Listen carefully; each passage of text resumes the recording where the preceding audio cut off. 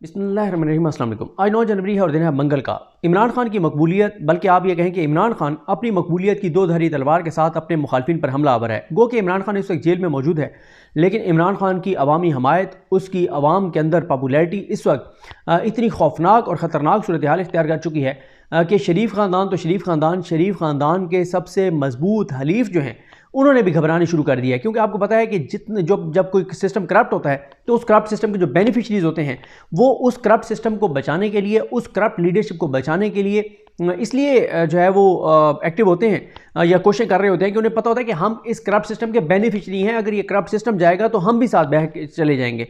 और यही हाल है शरीफ ख़ानदान के बेनिफिशरीज़ का, नून लीग के और इस निज़ाम के बेनिफिशरीज़ का। तो जनाब शरीफ ख़ानदान का बड़ा हलीफ है जियो और जंग ग्रुप। आपको पता ही है कि उनके ऊपर कितनी दवासात नवाज शरीफ की रही हैं, और जब ये रजीम चेंज हुआ, जब पीडीएम की हुकूमत आई, उन्होंने जिस तरह की कानून साजियाँ की उसमें जितने चोरों डाकू लुटेरों को फ़ायदा हुआ उसमें जो है वो मीर शकील रहमान साहब को भी फ़ायदा हुआ, उनके केसेस का भी फ़ायदा हुआ। वैसे तो वो इतने लाडले हैं कि जब वो गिरफ्तार थे नैब के केस में तब भी वो थ्रू आउट हॉस्पिटल रहे, लेकिन अब जो है वो नून लीग इन्होंने जियो ने भी चीखना चलाना शुरू कर दिया है। और बड़ा वो जो है आप ये कह सकते हैं कि उन्होंने अपने फौजी मारने शुरू कर दिए हैं। नून लीग पे चढ़ दौड़े कि जनाब पीटीआई जो है उसके साथ ये हो रहा है, उसके बावजूद वो एक्टिव हैं, उसके बावजूद वो ऑनलाइन जलसे कर रहे हैं, उसके बावजूद इमरान खान आर्टिकल लिख रहे हैं, उसके बावजूद आवाम के अंदर वो एक्टिविटी कर रहे हैं। पीपल्स पार्टी भी चले थोड़ी सी एक्टिविटीज़ कर रही है, लेकिन मुस्लिम लीग नून जो है वो मुकम्मल तौर पर खामोश है। नून लीग जो है वो कोई एक्टिविटी नहीं है। तो जियो ने भी अब उनको जो है वो शर्म दिलानी शुरू कर दी है। लेकिन मसला यह है कि नवाज शरीफ इस वक्त इतने ज़्यादा फंस चुके हैं, गो के जियो के उसी प्रोग्राम में, शाहजेब खानजादा के प्रोग्राम में मैं आपको ऑडियो सुनाता हूँ कि किस तरह से वो इनको शर्म दिला रहे हैं और परेशान हैं शाहजेब खानजादा साहब। और पिछले हफ्ते से वो लगे हुए हैं नून लीग को कि यार ये तुम क्या कर रहे हो, कुछ नहीं कर रहे, इमरान खान तो ले दे गया तुम्हें और तुम जो है वो कुछ भी नहीं कर रहे। तो मसला यह है कि नून लीग वालों को पता है जिस दिन ये अवाम में निकलेंगे इनके साथ क्या होगा। और वैसे भी अब क्योंकि मुस्लिम लीग नून जो है उन्हें पता है कि वो इलेक्शन डिले करवाना चाहते हैं, इसलिए वो क्यों अवाम में निकलेंगे, बेइज्जत भी होंगे, लोगों इनके ऊपर आवाज़ें भी कसेंगे, लोग इनसे सवाल भी करेंगे, लोग इनसे हिसाब भी मांगेंगे कि 18 बाब में तुमने क्या किया। और बाकी छोड़ें, कल बिलावल साहब ने उनके प्रोग्राम में, काशिफ अब्बास साहब के प्रोग्राम में माना कि मुआशी मैदान में और हम इकॉनमी के मैदान में हम नाकाम हुए, हम महंगाई को कम नहीं कर सके। ये बातें तो इनके अपने लोग एतराफ़ कर रहे हैं। इससे पहले दानियाल अजीज़ साहब को आप सुन चुके हैं, इससे पहले मोहम्मद ज़ुबैर साहब को आप सुन चुके हैं। तो इस वक्त इनकी जो है वो परेशानी बहुत ज़्यादा है। और अब देखते हैं बहरहाल चीज़ें किस तरह आगे बढ़ती हैं। पहले मैं ज़रा आपको सुना लूँ कि शाहजेब खानजादा साहब क्यों इतने परेशान हैं और वो कैसे इनको शर्म दिला रहे थे कि पीटीआई जो है वो इतनी मुश्किलात के बावजूद कर रही है और तुम लोग कहाँ पे हो। फिर ज़रा एक दो चीज़ों पर बात करते हैं। प्रोग्राम में आगे बढ़ते हैं। आम इंतखाबात में पूरा 1 महीना रह गया है। मुल्क की सारी बड़ी सियासी जमातें भरपूर इंतखाबी तैयारियां कर रही हैं। इंतखाबी मंशूर भी सामने लाए जा रहे हैं। जलसे और कॉर्नर मीटिंग्स भी हो रही हैं। मीडिया पर भी इंतखाबी मुहिम जारी है। उम्मीदवारों को टिकटों की तकसीम का सिलसिला भी जारी है। मगर आइंदा इंतखाबात जीतने, मुल्क में हुकूमत बनाने और नवाज शरीफ को चौथी बार वज़ीर आज़म बनाने का दावा करने वाली नून लीग अब तक इंतखाबी मुहिम में पीछे नजर आ रही है। पाकिस्तान पीपल्स पार्टी सियासी जलसे भी कर रही है, टिकटों की तकसीम भी कर रही है, मीडिया कैंपेन भी कर रही है। बिलावल भुट्टो जरदारी, यासिर जरदारी दोनों मीडिया इंटरव्यूज भी दे रहे हैं। तमाम तर तहफ़्फ़ुज़ात और शिकायतों के बावजूद तहरीक इंसाफ भी भरपूर तरीके से इंतखाबी अमल का हिस्सा बनने के लिए तैयार है। अदालतों से शिकवे भी कर रही है, उन पर तनकीद भी कर रही है, मगर उन्हीं अदालतों से रिलीफ भी हासिल कर रही है। बल्ले का निशान हासिल करने के लिए भी पूरी उम्मीद है। लेवल प्लेइंग फील्ड हासिल करने के लिए भी अदालतों से उम्मीद लगाए हुए है। टिकटों की तकसीम के लिए भी तैयार होने का दावा कर रही है और उसके उम्मीदवारों की अक्सरियत के कागजात नामजदगी मुस्तरद होने के खिलाफ अपीलें भी मंजूर हो रही हैं। इलेक्शन ट्रिब्यूनल्स में बैठे मुल्क भर की हाई कोर्ट के जजेस ने तहरीक इंसाफ के उम्मीदवारों में से अक्सर की कागजात नामजदगी मंजूर भी कर लिए हैं जो आरोज ने मुस्तरद कर दिए थे। इलेक्शन कमीशन ने तौहीन अदालत केस में सुप्रीम कोर्ट में जवाब जमा करवा दिया है, जिसमें कहा गया है कि पीटीआई उम्मीदवारों के 76% कागजात नामजदगी मंजूर किए गए हैं। तहरीक इंसाफ के कौमी असेंबली के लिए 843 में से 598 कागजात नामजदगी मंजूर, जबकि 245 कागजात नामजदगी मुस्तरद किए गए। सूबाई असेंबलियों के लिए पीटीआई के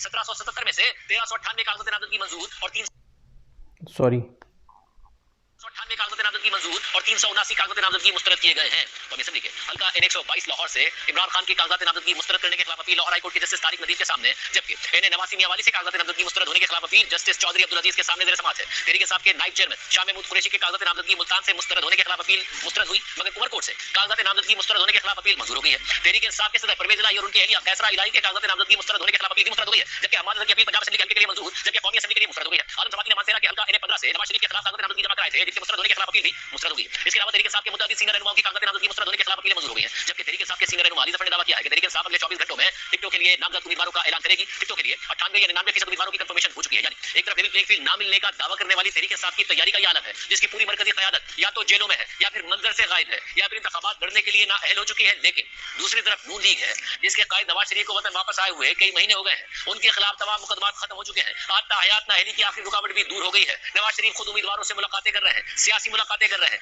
जबकि शहबाज शरीफ, मरियम नवाज और हमजा शहबाज समेत नून लीग की सारी मरकजी क़यादत आजाद भी है, मगर फिर भी नून लीग अब तक अपना इंतखाबी मंशूर भी सामने नहीं ला सकी है, कोई बड़े जलसे मुनक्किद नहीं कर सकी है। मीडिया पर चंद एक रहनुमाओं के सिवा कोई और मुतहर्रिक नहीं है। यहाँ तक कि पार्टी की सेक्रेटरी इत्तलात मरियम औरंगजेब पार्टी का बयानिया देने के लिए आगे आगे नहीं है, उसमें नाकाम नजर आती है। और सबसे बढ़कर ये कि नून लीग अब तक टिकटों की तकसीम फाइनल नहीं कर सकी है। रोजनामा द न्यूज़। देखें, अब इनकी ये बेचारे बहुत परेशान हैं जंग और जियो वाले कि जनाब हमने तो जिनके ऊपर तकिया किया हुआ है उनकी अपनी तबाही और बर्बादी है। और देखें, मसला ये है कि इसी प्रोग्राम में सलीम साफ़ी साहब ने ये बात कही। उन्होंने कहा कि नून लीग किसी और पर तकिया कर रही है, किसी और का आसरा है, उनको लगता है कि हमें कैंपेन करने की ज़रूरत नहीं है। और उन्होंने जनाब वो कहते हैं इसलिए ये आराम से बैठे हुए हैं। और सलीम साफ़ी साहब ने कहा कि नून लीग को आसरा बहुत है, इन्होंने अवाम में जाने के लिए अभी तक कोई बयानिया नहीं बनाया। नून लीग की क़यादत किसी और पर तकिया कर रही है, शायद इसलिए सब आराम से बैठे हुए हैं। उसके बाद सलीम साफ़ी साहब कहते हैं कि मौलाना फजल रहमान समझते हैं कि PTI और उनके सहूलतकारों की ज़्यादा मुज़ाहमत उन्होंने की तो अगली हुकूमत में हिस्सा भी उनको ज़्यादा मिलना चाहिए। तो बिलावल भुट्टो ज़रदारी कहते हैं जनाब कि नवाज शरीफ के चेहरे पर कोई मुस्कुराहट नहीं, उनका मुंह उतरा हुआ है, देख कर लगता नहीं कि वो वज़ीर-ए-आज़म बन रहे हैं। बिलावल कहते हैं कि उसके बाद वो कहते हैं कि हमारी PDM हुकूमत की मुआशी कारकर्दगी ठीक नहीं थी। और उसके अलावा जो शाहिद खान अब्बासी साहब हैं, उन्होंने महर बुखारी साहब के प्रोग्राम में कहा कि मेरी जमात नून लीग इस वक्त इक़्तिदार की सियासत कर रही है, जिस तरह की वो सियासत कर रहे हैं इक़्तिदार की, उससे मैं इत्तफाक नहीं करता।